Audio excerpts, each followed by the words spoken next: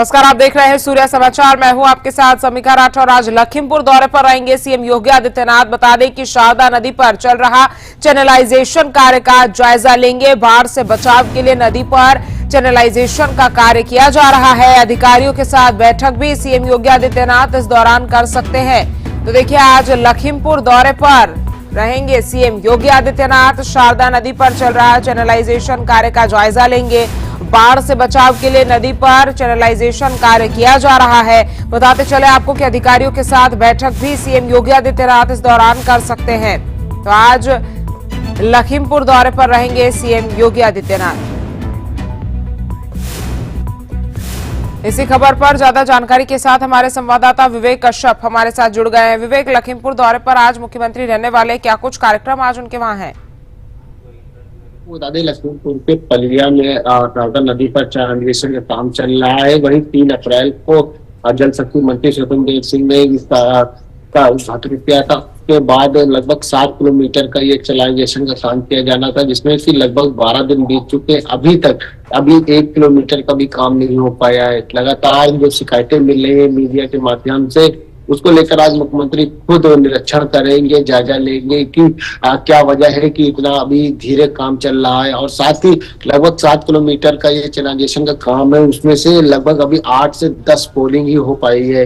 लगभग अभी 1 किलोमीटर का काम नहीं पर लगभग ये 22.5 करोड़ रुपए की परियोजना है, जो कि जल्द से जल्द पूरी करनी है, क्योंकि इसमें बाढ़ जो पीड़ित है उनको समस्या आ रही थी बार बार, जिसको लेकर मुख्यमंत्री योगी आदित्यनाथ ने जल शक्ति मंत्री से कहकर ये चैनलाइजेशन का काम शुरू कराया, जिससे कि बाढ़ पीड़ितों को राहत मिल सके। उसी का कार्यक्रम को लेकर मुख्यमंत्री योगी आदित्यनाथ पलिया दौरे पर रहेंगे। लखीमपुर के पलिया दौरे पर जाएंगे और वहां पर अधिकारियों से बातचीत भी करेंगे। वहीं स्थानीय विधायक हैं, उन्होंने कहा है कि आज शारदा नदी के पुल पर ज्यादा से ज्यादा लोग पहुंचे, क्योंकि आज मुख्यमंत्री योगी आदित्यनाथ आ रहे हैं। तो कहीं ना कहीं ये पूरा कार्यक्रम है लखीमपुर के पलिया में मुख्यमंत्री योगी आदित्यनाथ का। और साथ ही जो ठेकेदार हैं, जिस कंपनी को ये ठेका दिया गया है, उस ठेकेदारों से भी मुख्यमंत्री योगी आदित्यनाथ मिलेंगे, अधिकारियों से मिलेंगे कि आखिर ये वजह क्या है कि 7 किलोमीटर का जो ये चैनलाइजेशन का काम है, अभी तक 1 किलोमीटर भी काम नहीं हो पाया। तो तमाम जो जायजा है, निरीक्षण है, मुख्यमंत्री योगी आदित्यनाथ खुद करेंगे। मुख्यमंत्री आज वहां पर पहुंचने के बाद निरीक्षण करते हुए नजर आएंगे। तमाम जानकारी हम तक पहुंचाने के लिए आपका बहुत बहुत शुक्रिया।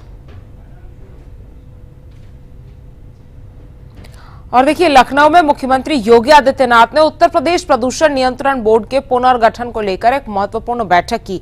उन्होंने प्रदूषण नियंत्रण को लेकर प्रभावी बनाने के लिए क्षेत्रीय कार्यालयों को पुनर्गठित करने के निर्देश दिए। इसी पर एक रिपोर्ट आपको दिखाते हैं।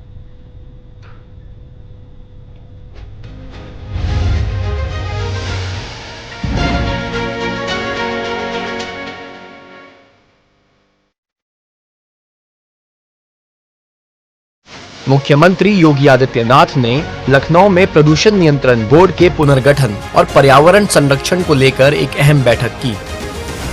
इस बैठक में उन्होंने प्रदूषण नियंत्रण बोर्ड को और अधिक प्रभावी बनाने के लिए कई महत्वपूर्ण निर्देश दिए।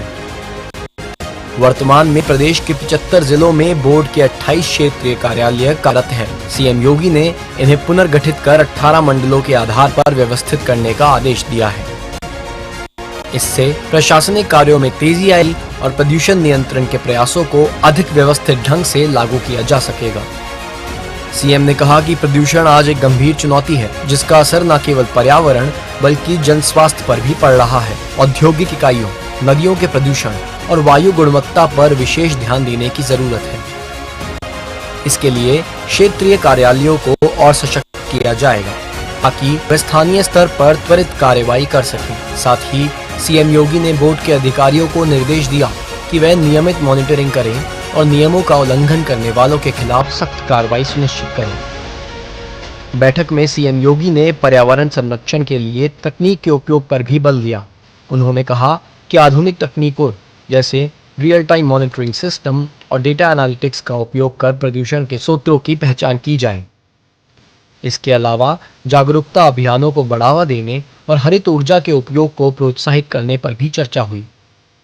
सीएम ने स्पष्ट किया कि उनकी सरकार स्वच्छ और सुरक्षित पर्यावरण के लिए प्रतिबद्ध है और इसके लिए सभी जरूरी कदम उठाए जाएंगे। ये पुनर्गठन न केवल बोर्ड की कार्यप्रणाली को सुगम बनाएगा, बल्कि उत्तर प्रदेश को प्रदूषण मुक्त बनाने की दिशा में एक बड़ा कदम साबित होगा। बैठक में प्रदूषण नियंत्रण बोर्ड के वरिष्ठ अधिकारी और संबंधित विभागों के प्रतिनिधि मौजूद रहे।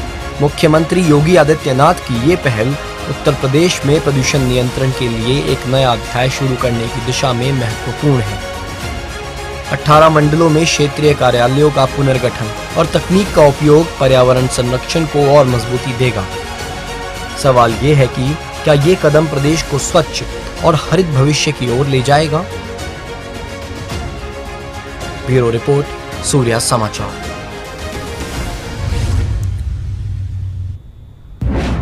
और देखिए, उत्तर प्रदेश के डिप्टी सीएम केशव प्रसाद मौर्य ने कांग्रेस पर तीखा हमला बोला है। उन्होंने गांधी परिवार को निशाने पर लेते हुए कहा कि कांग्रेस उनके गुलाम की तरह काम कर रही है। साथ ही नेशनल हेराल्ड मामले में भ्रष्टाचार का जिक्र कर जांच एजेंसियों को खुला काम करने की बात कही है। इसी पर एक रिपोर्ट आपको दिखाते हैं। लखनऊ की सियासी जंग में डिप्टी सीएम केशव प्रसाद मौर्य ने कांग्रेस को आड़े हाथों लिया। डिप्टी सीएम केशव प्रसाद मौर्य ने कांग्रेस को घेरते हुए कहा, ये पार्टी गांधी खानदान की गुलाम बन चुकी है। कांग्रेस पार्टी गांधी खानदान के गुलाम की तरह काम कर रही है। बाबा साहब डॉक्टर भीमराव अंबेडकर जी का संविधान और देश का कानून देश के 140 करोड़ लोगों के लिए बराबर है। नेशनल हेराल्ड मामले में एक बड़ा भ्रष्टाचार हुआ था, बड़ा घोटाला हुआ था, और उस भ्रष्टाचार की जांच जब कांग्रेस की ही सरकार थी देश में तब शुरू हुई थी, और जांच का निष्कर्ष ये निकला कि उसका इतना बड़ा घोटाला और उसके जो मुख्य शेयर होल्डर थे उसमें श्रीमती सोनिया गांधी, श्री राहुल गांधी और उनके जो कांग्रेस के कई वरिष्ठ नेता थे, अब दो तो उसमें अब रहे भी नहीं। और आज अगर ईडी कोई कार्रवाई कर रही है तो पूरा कांग्रेस कुनबा गांधी परिवार को बचाने के लिए ऐसे बयानबाजी कर रहा है जैसे वह देश के संविधान से ऊपर हो गए, देश के कानून से ऊपर हो गए, देश की अदालत से ऊपर हो गए। जांच एजेंसियों को अपना काम करना है। कांग्रेस पार्टी ये चाहती है कि कांग्रेस का जो गांधी खानदान है, अगर वो भ्रष्टाचार करे तो उसके ऊपर कोई कार्रवाई ना हो, वो अपराध करे तो उनके ऊपर कोई कार्रवाई ना हो, वो इस देश में आतंकवाद के रास्ते खोले तो उन पर कोई कार्रवाई ना हो, वह तुष्टीकरण करें तो उनके मामले में सबको चुप रहना चाहिए। तो अब वो समय चला गया है। ये माननीय प्रधानमंत्री श्री नरेंद्र मोदी जी के नेतृत्व में जब से देश में 2014 में सरकार बनी है, एक ही लक्ष्य है, कानून अपना काम करेगा। जो भ्रष्टाचारी है जांच होगी, जांच में दोषी पाया जाएगा तो उसके खिलाफ कार्रवाई होगी। बाकी मामला देश की अदालतें हैं, वहां जो भी जाना चाहे जा सकता है। लेकिन इस मामले में जो स्वयं श्रीमती सोनिया गांधी और श्री राहुल गांधी जी जमानत पर थे, उनके द्वारा इस प्रकार का बयान देना बचकाना है और गलत है। डिप्टी सीएम केशव मौर्य ने नेशनल हेराल्ड मामले को भी उछाला और कहा कि इसमें बड़ा भ्रष्टाचार हुआ था। अब किसी भी भ्रष्टाचारी को नहीं बख्शा जाएगा। भ्रष्टाचारियों को बचाने के लिए कांग्रेस का जो विरोध प्रदर्शन है, वह विरोध प्रदर्शन जो देश की जांच एजेंसियां हैं उन पर दबाव बनाने का जो अनैतिक प्रयास है, मैं इसकी घोर भर्त्सना करता हूं, घोर निंदा करता हूं। और इस प्रकार से भ्रष्टाचार के आरोप में घिरे हुए लोगों को, जिनको जमानत पर बाहर रहने का मौका मिला हुआ है, और वह देश में लोकतंत्र है, कोई धरना प्रदर्शन कर सकता है, लेकिन भ्रष्टाचार के आरोप में जो जमानत पर हैं उनको बचाने के लिए ईडी के कार्यालयों में धरना प्रदर्शन, ये कांग्रेस की सबसे घटिया हरकत है। इसकी जितनी निंदा की जाएगी वो कम होगा। भ्रष्टाचार जो भी करेगा वो बख्शा नहीं जाना चाहिए, बख्शा नहीं जाएगा, यह स्पष्ट है। जैसे कांग्रेस जो कर रही है, ईडी की कार्रवाई हो रही है, भ्रष्टाचार के आरोप साबित हैं, उसके मामले में जमानत पर हैं, और जमानत पर होने के बाद वह ईडी के कार्यालयों में धरना प्रदर्शन कर रहे हैं, यह अनैतिक दबाव है, गलत है। इसकी जितनी निंदा की जाए वो कम है। कांग्रेस इससे नेस्तनाबूद होगी। देखना, देश की जनता वह समझ रही है कि अगर देश के सामान्य नागरिक के लिए कानून जो अपना काम करता है, वही गांधी खानदान के लिए भी कानून काम करेगा, यह स्पष्ट है। केशव मौर्य का ये धमाकेदार हमला कांग्रेस के लिए मुसीबत बन सकता है। नेशनल हेराल्ड मामले से लेकर संविधान की बात तक केशव प्रसाद मौर्य ने सियासी पिच पर बड़ा शॉट खेला है। सवाल ये है कि क्या कांग्रेस इसका जवाब दे पाएगी? ब्यूरो रिपोर्ट, सूर्या समाचार।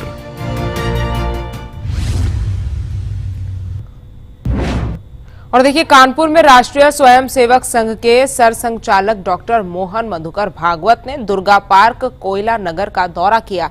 इस दौरान उन्होंने आरएसएस की कानपुर शाखा का निरीक्षण किया और स्वयंसेवकों के साथ अहम चर्चा की। इसी पर एक रिपोर्ट आपको दिखाते हैं।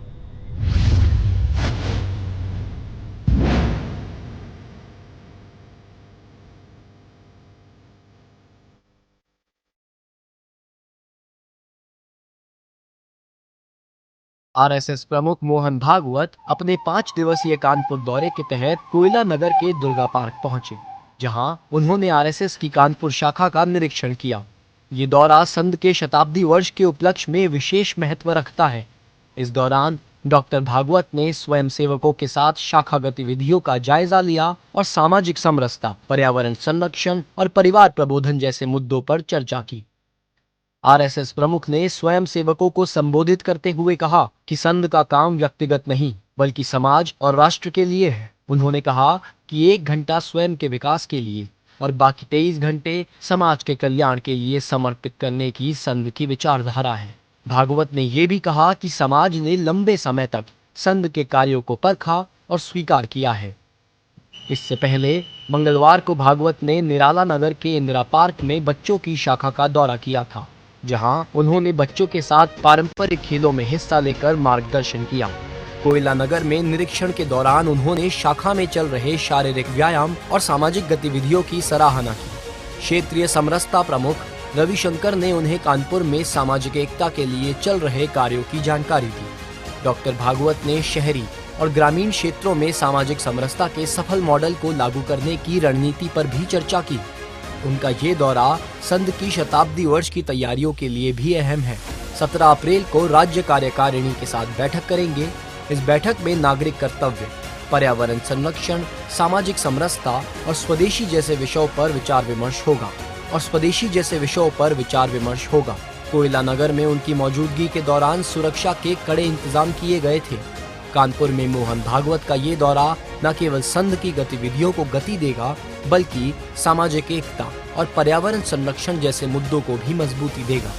शताब्दी वर्ष में संघ की ये सक्रियता समाज को जोड़ने का नया संदेश दे रही है। ब्यूरो रिपोर्ट, सूर्या समाचार। खबरों में आगे बढ़ेंगे। संभल हिंसा मामले में समाजवादी पार्टी के सांसद जियाउर रहमान बर्क न्यायिक जांच आयोग के सामने पेश होने के लिए लखनऊ पहुंचे हैं। इस मामले में सपा सांसद पर गंभीर आरोप है और जांच तेजी से आगे बढ़ रही है। इसी पर एक रिपोर्ट आपको दिखाते हैं।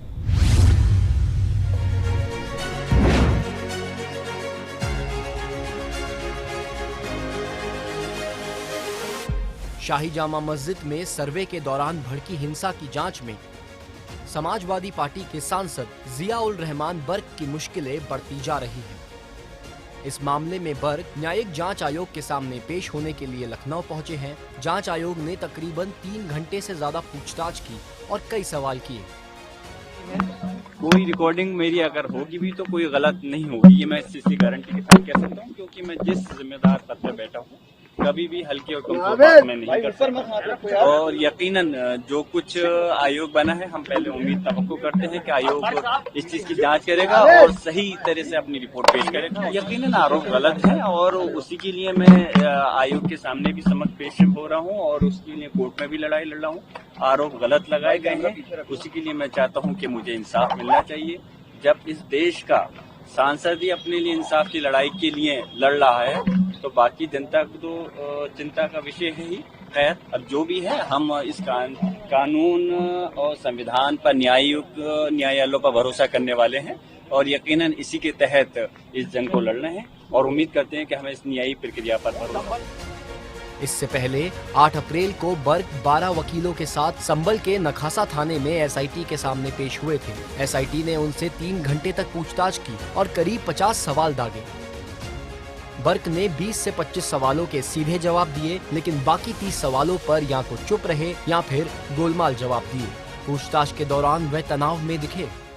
मैं इसलिए फिर से कह रहा हूँ, मैं नहीं बता सकता आप कितना घुमा फिरा करके पूछ ले कि क्या सवाल रहे और क्या जवाब दिया, क्योंकि जांच का विषय है। मैं इसलिए मेरी मजबूरी है, उसको अभी मैं नहीं आपके सामने उजागर कर सकता। लेकिन हाँ, जहाँ तक आरोप की बात है, आरोप चीज अलग होती है और उसको साबित करना अलग रहता है।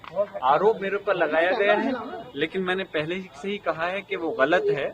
और क्योंकि मैं देश की जनता के द्वारा चुना गया एक देश की सबसे बड़ी पंचायत का सदस्य हूँ, और मेरा मकसद इस देश के अंदर कानून विश्वास पे, संविधान पे यकीन रखते हुए आगे इस देश की तरक्की का है। और इसलिए जो चीज आरोप लगाए गए हैं, मुझे उम्मीद है कि मुझे माननीय न्यायालय पे विश्वास है कि वो चीज सारी चीज खत्म होंगी और मुझे इंसाफ मिलेगा। संभल पुलिस ने 26 मार्च को दिल्ली जाकर सांसद बर्क को नोटिस दिया था, जिसमें उन्हें 8 अप्रैल को एसआईटी के सामने पेश होने को कहा गया था। जांच में बड़ा खुलासा तब हुआ जब 4 अप्रैल को जामा मस्जिद के सदर जफर अली एडवोकेट ने एसआईटी को बताया कि सांसद बर्क ने उन्हें जामा मस्जिद का सर्वे रोकने के लिए उकसाया। जफर अली के मुताबिक बर्क ने कहा था, शाही जामा मस्जिद हमारी है और हमारी ही रहेगी। इस बयान ने बर्क पर हिंसा भड़काने के आरोप को और गंभीर कर दिया है। कहने में और होने में बहुत फर्क होता है। बस मैं गुजारिश यही कहूंगा कि अभी मेरे मीडिया के जो भाई हैं, सम्मानित लोग हैं, वो अभी ट्रायल नहीं करें, क्योंकि जो ट्रायल जब कोर्ट में होगा तो उसके अंदर सब दूध का दूध और पानी का। आपको लगता है इंसाफ मिल रहा है, आपको मिलेगा? मुझे उम्मीद है। देखिए, यकीनन आज ये आयोग बना है तो मैं यहाँ भी इसी उम्मीद के साथ में हाजिर हुआ हूँ कि हमें और हमारी जनता को, हमारे लोगों को इंसाफ मिलेगा। और आयोग के अंदर जाहिर सी बात है कि अहम लोग हैं, कि चाहे वो IAS हो, IPS रहे हों या हमारे जस्टिस रहे हों, तो हम उम्मीद करते हैं कि उन्होंने बहुत लंबा उनका अनुभव है और वो ऐसी अपनी रिपोर्ट बनाएंगे जिससे कि सच्चाई, ईमानदारी के साथ में सभी लोगों के साथ में इंसाफ मिले। संभल हिंसा मामले में सपा सांसद जियाउल रहमान बर्क पर लगे गंभीर आरोपों ने जांच को और तेज कर दिया है। न्यायिक आयोग और एसआईटी की कार्यवाही से ये साफ है कि इस मामले में सच सामने लाने की कोशिश जारी है। ब्यूरो रिपोर्ट, सूर्या समाचार।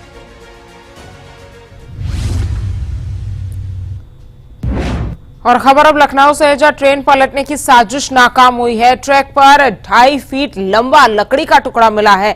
दिलावर नगर और रहीमाबाद के बीच ये लकड़ी का टुकड़ा मिला है। बता दें कि दूसरे ट्रैक से गुजरी ट्रेन के चालक ने लकड़ी का टुकड़ा देखा। रहीमाबाद स्टेशन मास्टर को इसकी जानकारी दी और सूचना मिलने के बाद ट्रैक से गुजरने वाली थी गरीब रथ एक्सप्रेस। सूचना मिलते ही गरीब रथ एक्सप्रेस महिलाबाद में रोका गया। आरपीएफ ने अज्ञात लोगों के खिलाफ मुकदमा दर्ज कर लिया है। ये तस्वीर आप देखिए किस तरह से कितना बड़ा ये लकड़ी का टुकड़ा ट्रैक पर रखा गया था। एक बड़ा हादसा टला है। बता दें कि लखनऊ में ट्रेन पलटने की साजिश नाकाम हो गई है। ट्रैक पर 2.5 फीट लंबा लकड़ी का टुकड़ा मिला है। दिलावर नगर और रहीमाबाद के बीच ये लकड़ी का टुकड़ा मिला है। दूसरे ट्रैक से गुजरी ट्रेन के चालक ने लकड़ी का टुकड़ा देखा, जिसके बाद इसकी जानकारी दी गई और सूचना मिलने पर फिर कार्रवाई की गई।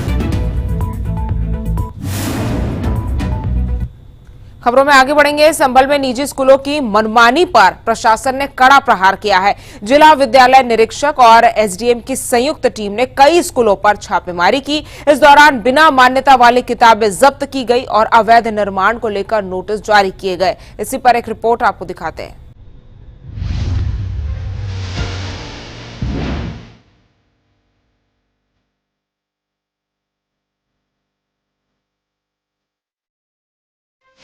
संभल में निजी स्कूलों की मनमानी और अवैध गतिविधियों पर नकेल कसने के लिए प्रशासन ने सख्त कदम उठाया है। जिला विद्यालय निरीक्षक श्यामा कुमार और एसडीएम वंदना मिश्रा की अगुवाई में एक संयुक्त टीम ने शहर के कई निजी स्कूलों पर छापेमारी की है और इस कार्रवाई में सेंट मैरी स्कूल सहित अन्य स्कूलों में कई अनियमितताएं सामने आई हैं। जांच के दौरान पता चला है कि स्कूलों में बिना मान्यता वाली किताबें बच्चों को पढ़ाई जा रही थी। DIOS ने ऐसी किताबों को जब्त कर लिया है और स्कूल प्रबंधन को कड़ी चेतावनी दी है। ये अभी जो शैक्षणिक सत्र शुरू हुआ है, इसमें यहाँ के जो कई अभिभावक हैं उनके द्वारा ये शिकायत की गई थी कि स्कूलों द्वारा, जो निजी स्कूल हैं, इनके द्वारा मनमानी रूप से फीस वसूल की जा रही है और जो पर्टिकुलर बुक सेलर से ही किताबों को खरीदने का भी दबाव है कि वहीं से किताबें खरीदी जाएं और जो भी पाठ्य सामग्री खरीदी जाए। इसके अतिरिक्त जो है इनके ऊपर जो प्राइवेट पब्लिशर्स की बुक्स हैं उनको भी खरीदने का दबाव है, एनसीईआरटी बुक से नहीं पढ़ाया जा रहा है। तो इन सभी शिकायतों के दृष्टिगत ये जांच की गई है। इस स्कूल की जांच मुझे दी गई थी, जिसमें मेरे साथ डीआईओ साहब भी आए हैं। तो हम लोगों ने इन सारे बिंदुओं पे जांच की है और स्कूल का इंफ्रास्ट्रक्चर भी देखा है।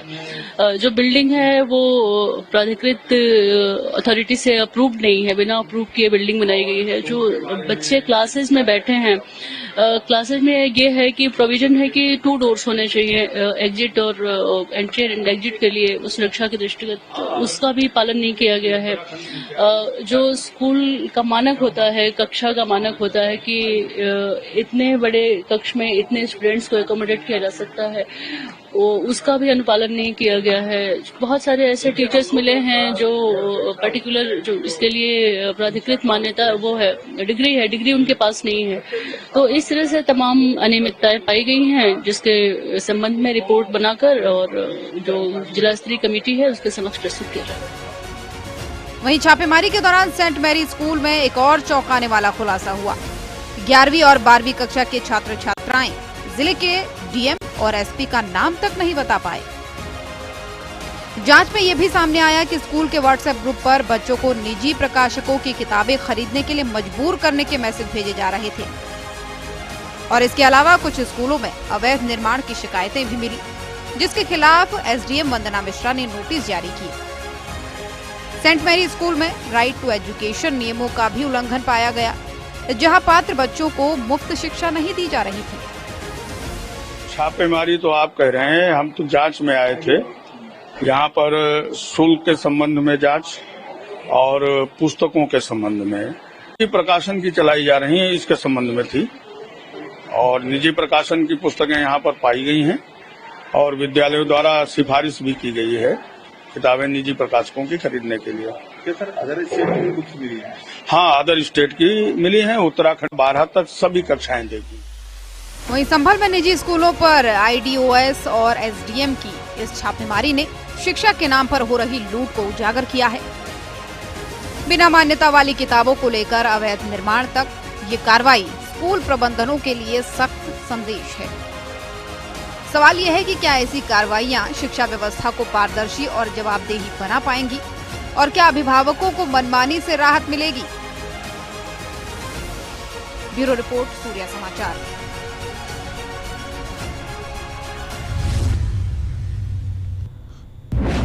चलिए फिलहाल के लिए इस बुलेटिन में मेरे साथ सिर्फ इतना ही। ऐसी तमाम खबरों के लिए आप जुड़े रहिए सूर्य समाचार के साथ। नमस्कार।